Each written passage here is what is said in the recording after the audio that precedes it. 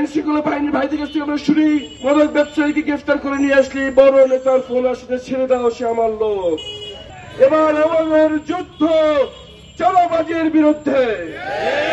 চাষিবাদ যেভাবে চাঁদাবাজি করেছিল, যেভাবে মাদক ব্যবসায়ীদের আশ্রয় প্রশ্রয় দিয়েছিল, যেভাবে দুর্নীতিবাজদেরকে শেল্টার দিয়েছিল, বিপ্লব পরবর্তী আমরা দেখতে পাচ্ছি একটা রাজনৈতিক দল ঠিক একইভাবে চাঁদাবাজদের আশ্রয় প্রশ্রয় দিচ্ছে, ঠিক একইভাবে মাদক ব্যবসায়ীদের আশ্রয় দিচ্ছে, ঠিক একইভাবে দুর্নীতিবাজদের আশ্রয় প্রশ্রয় দিচ্ছে।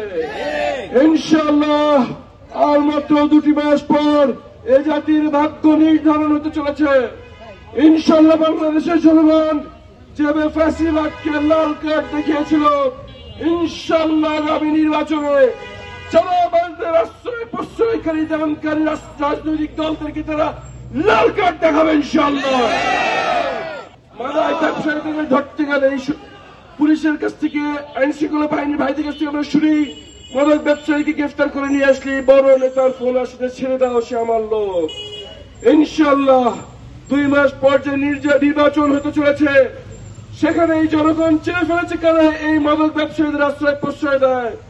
ইনশাআল্লাহ বাংলাদেশের জনগণ এই ধরনের মাদক ব্যবসায়ীদের আশ্রয় দানকে রাজনীতিবিদদের লাল কার্ড দেখিয়ে দেবে ইনশাআল্লাহ।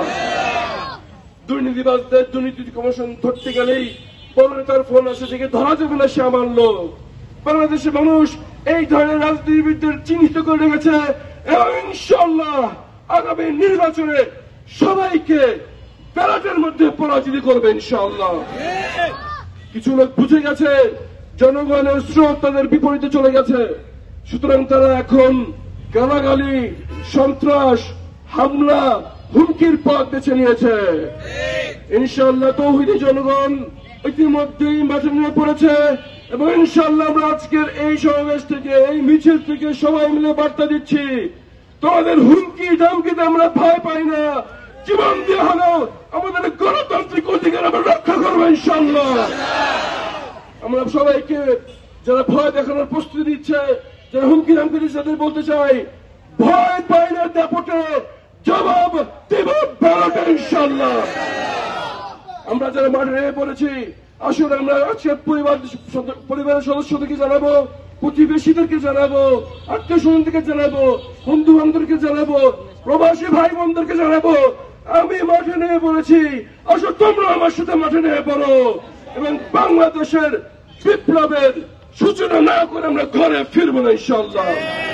আগামী 2টি মাসের প্রতিটি মাস, প্রতিটি সপ্তাহ, প্রতিটি দিন, প্রতিটি ঘন্টা, প্রতিটি মুহূর্ত মহামূল্যবান। জীবনের সর্বোচ্চ শক্তিতে বাংলাদেশের মানুষের গণতান্ত্রিক অধিকারকে আমাদেরকে রক্ষা করতে হবে। আজকে মাঝে রাখতে হবে, প্রতিদিন মাঝে থাকতে হবে, নির্বাচনের রাতে মাঝে থাকতে হবে, নির্বাচনের দিন জীবন দেওয়া হলেও গণতান্ত্রিক অধিকার আমরা নিশ্চিত করবো ইনশাআল্লাহ। বিশ্ববিদ্যালয় এখন পরিবর্তন এসছে, ইনশাআল্লাহ আমরা যদি আগামী 2টি মাসের প্রতিটি মুহূর্তে কাজে লাগাতে পারি, এই গণজোয়ার সারা বাংলাদেশে সুনামির মতো দেখা দেবে ইনশাআল্লাহ। এই গণজোয়ারে ভাই বোন, আবার বৃদ্ধ বনিতা, হিন্দু মুসলিম বুদ্ধ খ্রিস্টান সবাইকে অংশগ্রহণ করার আহ্বান জানিয়ে আজকের এই কর্মসূচিকে সফল করার জন্য সবাই আহ্বান জানিয়ে আল্লাহর নামে আজকে কর্মসূচি শুরু করছি। বিসমিল্লাহির রহমানির রহিম। আসসালামু আলাইকুম।